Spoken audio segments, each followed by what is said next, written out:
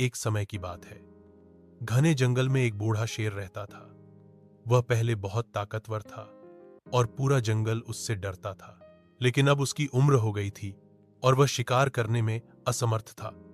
भूख से तड़पता शेर एक पेड़ के नीचे बैठा सोचने लगा कि अब पेट भरने का क्या उपाय किया जाए। तभी वहां एक चालाक सियार आया।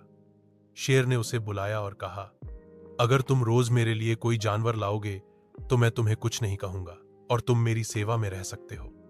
सियार मान गया और अपनी जान बचाने के लिए रोज किसी न किसी जानवर को बहला फुसलाकर शेर के पास ले जाने लगा। धीरे धीरे जंगल में हाहाकार मच गया।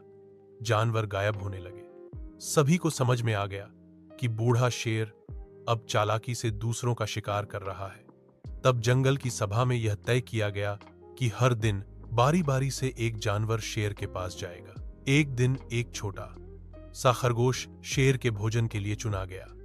सभी ने सोचा कि यह अब बच नहीं पाएगा, पर वह बहुत चालाक था।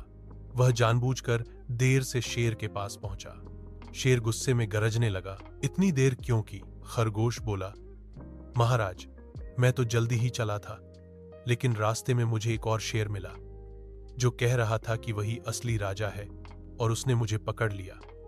शेर यह सुनकर आगबूला हो गया। उसने कहा, कहाँ है वो ढोंगी?